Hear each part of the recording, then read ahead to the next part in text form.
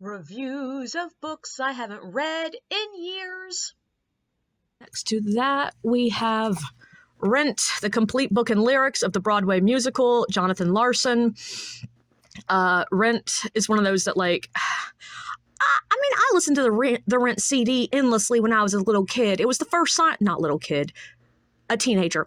It was the first sign that I was going to grow up to be a theater nerd. And of course, because it was sort of baby's first real musical theater play, I still love it. Though I understand people's qualms with it. I understand when people talk about the fact that it is pretentious upper class people being all like, oh, I'm poor, how terrible for me, when they are totally choosing that. But I always interpreted it as Jonathan Larson making fun of Mark and all the others.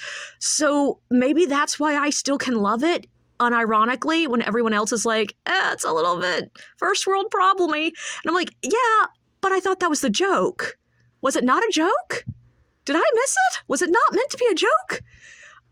But it still has some music that if I hear it, I'm gonna sing along.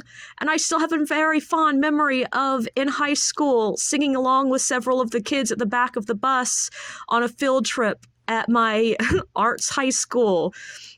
Everyone was singing La Vie Boheme, and everyone else cut out and did not sing out loud the word mucho masturbation. And I sang it because it's one of the lines in the song. And I have never had problems with singing sexual things in songs.